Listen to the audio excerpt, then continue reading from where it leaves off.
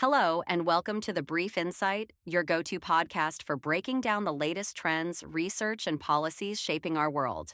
Whether you're passionate about sustainability, global economics, or emerging innovations, this is where we simplify complex ideas to keep you informed and inspired. If you enjoy what you hear, don't forget to like this episode, subscribe to our channel, and share it with anyone looking for insights that matter. We're here every Monday and Friday, so hit that notification bell to stay updated. Your support helps us grow and continue bringing you sharp, relevant content that sparks conversation. Thank you for tuning into The Brief Insight. Now let's dive into today's topic. And we have a really fascinating topic today. We really do. It's one of those things that affects almost everyone eventually. Exactly. Our mission today is to totally unpack the explosive, and I mean explosive, ongoing battle between lab-grown and natural diamonds. Right. And to do this, we're pulling from a seriously impressive stack of sources. Yeah, we've got a comprehensive market report from Brightco, some major global industry data from Statista, and the 2024 sustainability report from De Beers. Which really gives us a 360-degree view of what's happening. It does. And usually when we talk about a luxury good, there's this underlying expectation of absolute scarcity. Like, think about fine art. You look at a painting by a grandmaster, and you know there is only one in the entire world. Right. The appraiser points at the canvas and says, that's why it costs a fortune. Exactly. It's either extremely rare or practically non-existent. But you step into the modern jewelry market right now, and suddenly that whole psychological equation is just completely broken. It really is. We're looking at a luxury landscape that is currently having a massive identity crisis. So whether you are shopping for an engagement ring right now, or maybe buying a gift, or you're just insanely curious about how markets get disrupted, what actually happens when an ancient, rare luxury item is suddenly available from a laboratory at a fraction of the cost? I want you to imagine your own jewelry box for a second. Yeah. Or just think about the rings you see on people's hands every single day at the coffee shop or in meetings. Yeah, they're everywhere. Right. But consider that nearly half of the new ones you encounter out in the world are now forged in a lab, not pulled from the earth. Half. Almost half. The sheer scale of that shift is staggering, and it's completely rewriting the rules of what we value. Okay, let's unpack this. Because the only way to understand how we got here is to look at how technology absolutely hijacked the supply chain. Supply and demand, right. Exactly. I'm looking at these global production numbers from Statista, and honestly, my mind is blown. Back in 2005, the world mined about 177 million carats of natural diamonds. Okay, 177 million. But by 2021, that number had fallen to 116 million. Meanwhile, lab-grown production is doing the exact opposite. It's exploding. Oh, totally. In 2021 alone, 15.4 billion carats of synthetic industrial diamonds were produced. Billion, with a B. It's hard to even conceptualize that number. Right. How did we suddenly go from digging in the dirt to mass manufacturing billions of carats? Well, to understand the how, we have to look at the two distinct ways you can basically play Mother Nature. Okay, let's hear it. The first method, which China is currently using to dominate 50 to 60% of the gem quality market, is called HPHT. HPHT, what does that stand for? It stands for high pressure, high temperature. They basically build these massive multi-ton presses that physically crush carbon while blasting it with immense heat. Wow. Yeah, it literally replicates the crushing conditions of the Earth's mantle, but inside a machine. So they're just fast-forwarding geology. Precisely. And then there's the second method, which is even more sci-fi, honestly. It's called MPCVD. Okay, you're going to have to translate that one for me. Right. It's microwave plasma chemical vapor deposition. That's a mouthful. It is. Think of it like a highly advanced, superheated microwave. Yeah. You take a tiny slice of a diamond, they call it a seed, and put it in a chamber filled with carbon-rich gases like methane. Okay. You hit it with microwaves until the gas turns into plasma. The carbon bonds break apart, and those carbon atoms literally rain down onto the seed. Wait, it rains diamonds. Layer by layer, atom by atom. Yeah. You are essentially growing a diamond from the gas up. And the crazy part, the resulting stone is chemically, physically, and optically identical to a mined diamond. Identical? Yes. Even a jeweler with a loupe can't tell the difference without specialized testing equipment. That is wild. And I mean, when you can manufacture something atom by atom, you can make as much of it as you want. Exactly. Infinite supply. Right, because in 2021, the U.S. imported 257 million carats of lab diamonds, and 195 million of those came straight from China. It's a flood. It is. So I have this analogy in my head. Think of it like the flat screen TV market. Oh, I like that. Remember when a plasma TV was an incredibly expensive luxury? Like you'd spend $10,000 to have the thinnest TV on the block. Oh, yeah, it was a huge status symbol. But then tech advancements flooded the market, manufacturing got insanely efficient, and suddenly the price just crashed. Now you can buy a massive flat screen at the grocery store for a few $100. What's fascinating here is, well, it's a helpful analogy for the price drop, but I'd argue it's actually much more disruptive than televisions. Really? How so? Because with a TV, you were replacing old technology like a heavy cathode ray tube with new technology. Right. But with lab diamonds, the industry is experiencing the classic effects of infinite supply on a product whose entire premise was based on geological scarcity. You aren't replacing an old product with a new one. You're just copying it. Exactly. You are duplicating a miracle of nature on an industrial assembly line.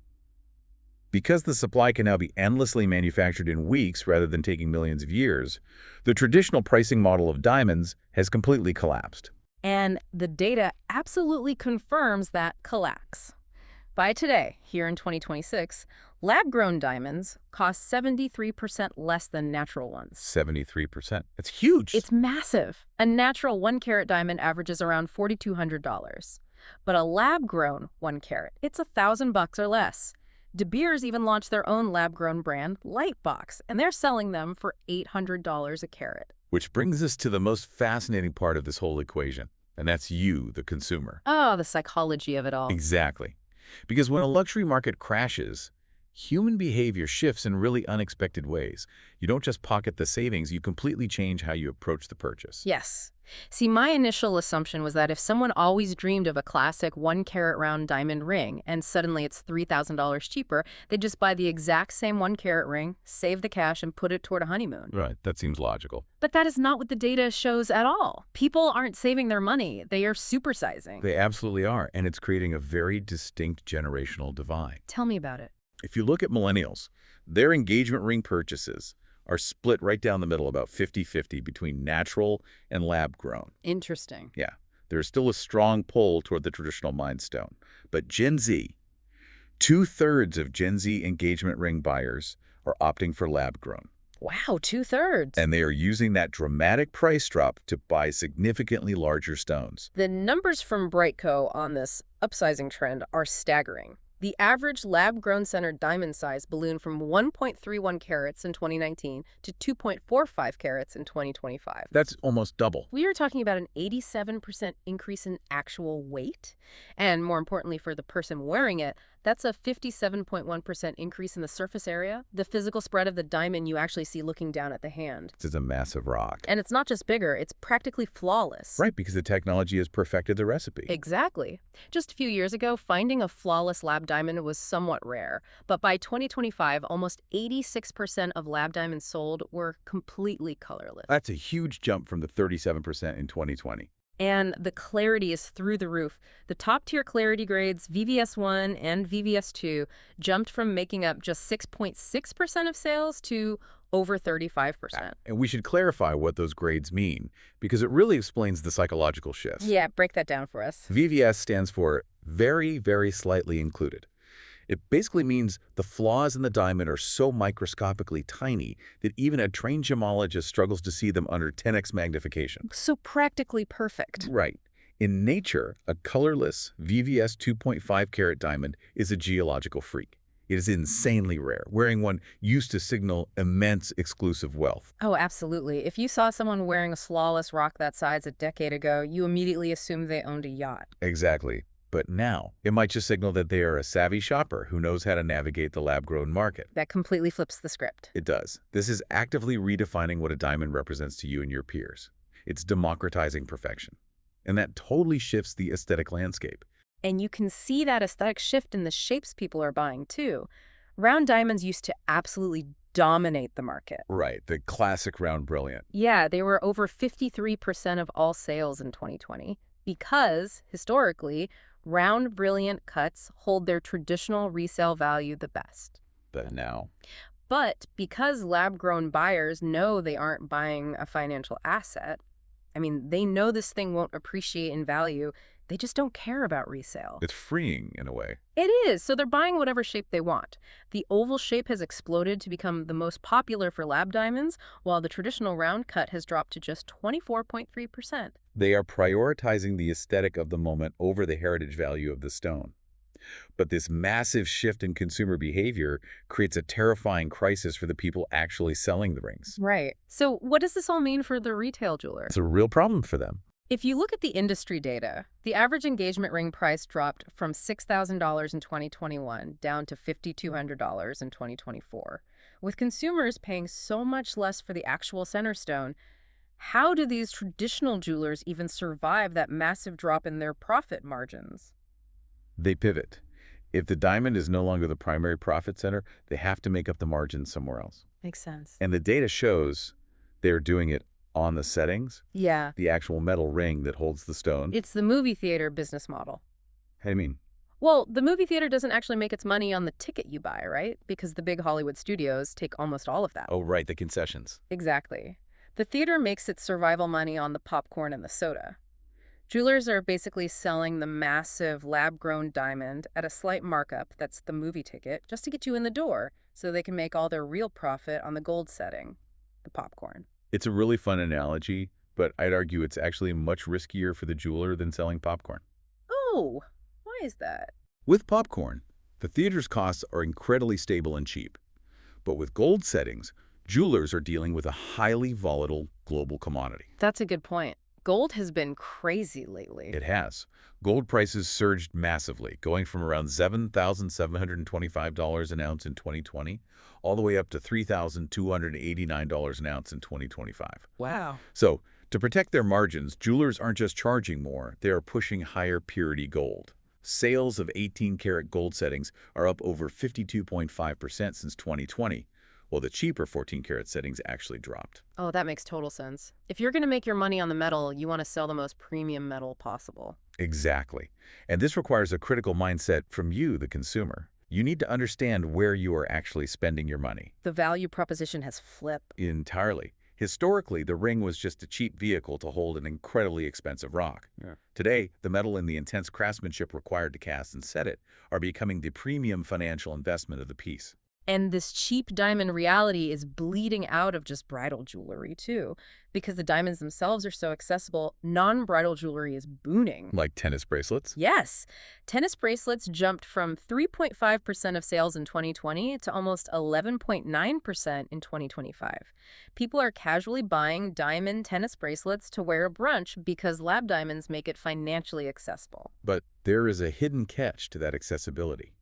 When we look at the Brightco market report, it highlights a fascinating paradox about insurance. Yeah, this part of the report surprised me. Despite these lab diamonds being dramatically cheaper than natural ones, they still require specialized coverage. Right. You can't just throw a 2.5-carat lab diamond on your standard homeowner's policy. Definitely not. Those policies typically have really low limits for jewelry, and they almost never cover things like mysterious disappearance. Yeah. You know, when you're on vacation, you take your ring off to put sunscreen on, you turn around, and suddenly it's just gone. The worst feeling.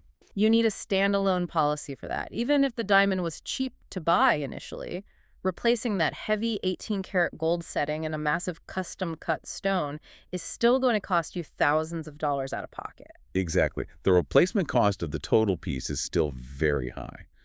But, as we look at the financial costs, there is a much heavier, much more intense debate raging beneath the surface of this industry. Oh, definitely. And it's not about money. It's about ethics and the environment.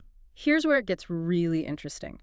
For the last decade, lab-grown diamond companies have built their entire brand identity around being the green or ethical alternative to mining. That's their main marketing push. But the massive natural diamond corporations are fighting back with hard data and massive sustainability pushes. And looking at the reports from both sides, and to be clear, we aren't taking sides here, just laying out the facts from our sources, it paints an incredibly complex picture. It really does. Let's look at the environmental argument for lab-grown first. Their primary argument centers around physical disruption to the earth. Because mining moves a lot of dirt. Exactly. Mining is an extractive industry. To find a natural diamond, you have to move a mountain, literally.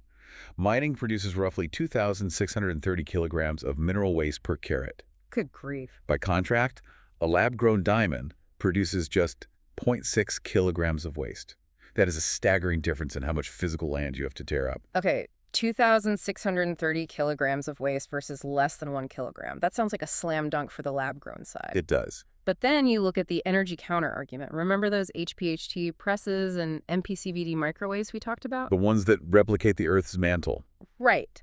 Growing a diamond in a lab takes an unfathomable amount of electricity. And whether that diamond is actually green depends entirely on where that lab is plugged into the wall. Ah, the power grid. Exactly. The carbon footprint per carat varies wildly. If the lab is located in India, where the grid relies heavily on fossil fuels, it's generating about 612 kilograms of CO2 per carat. In China, it's 523 kilograms. But if that same lab is in the European Union, where the grid has more renewable energy, the footprint drops down to 260 kilograms. Which brings us to how the natural diamond industry is aggressively responding. They aren't just taking the hit, they are adapting. Yeah, the De Beers 2024 report is wild. If you look at that report, they outline a 7% cut in their Scope 1 and 2 emissions. And just to clarify for everyone, Scope 1 emissions are the direct emissions, like the diesel fuel burned by the massive dump trucks driving around the mine. Right. Scope 2 emissions are the indirect ones, like the emissions from the power plants generating the electricity the mine buys to run its operations. Exactly. So they are actively trying to shrink that footprint. They're pivoting entirely to renewable energy for their massive operations in South Africa and Botswana by 2026. That's a huge infrastructure change. It is. And beyond carbon, they are leaning heavily into land conservation. They are currently protecting 375,000 acres of land. 375,000 acres. Yeah, which includes funding massive wildlife projects like rhino relocation. So you are left with this wild paradox as a consumer. If you buy a lab-grown diamond that was manufactured in a facility powered by a heavy coal grid in China, is that actually more environmentally friendly than buying a heavily regulated natural diamond that literally funds a rhino wildlife reserve in Botswana? If we connect this to the bigger picture, it highlights the absolute complexity of ethical consumerism today. It really isn't black and white. No, we desperately want a simple good guy and bad guy narrative, but it just doesn't exist here. Both industries have distinct ecological and socioeconomic footprints. Right. The natural diamond industry, for example, delivered $2.9 billion in economic value and taxes to local communities recently. They support initiatives like Entrepreneur, which funds women-led businesses across Southern Africa. So the local impact is massive. Huge. If you shut down the diamond mines tomorrow in the name of the environment, you instantly wipe out the socioeconomic foundation for millions of people in those regions. And the mining companies know that consumers care about this, so they are using technology to prove their impact. The blockchain stuff. Yes. De Beers is using a blockchain platform called Track and their Origin program to guarantee the ethical provenance of their stones. And the way this works is brilliant. How so? It's not just some barcode slapped on a shipping container. They actually take a microscopic 3D topographical scan of the rough diamond's unique structure, like a geological fingerprint. Oh, that's clever. Right. They lock that scan into a digital blockchain ledger. So when you buy that diamond, no matter how many times it has been cut or polished, they can prove exactly which mine it came from, that it was ethically sourced, and what local communities it helped fund.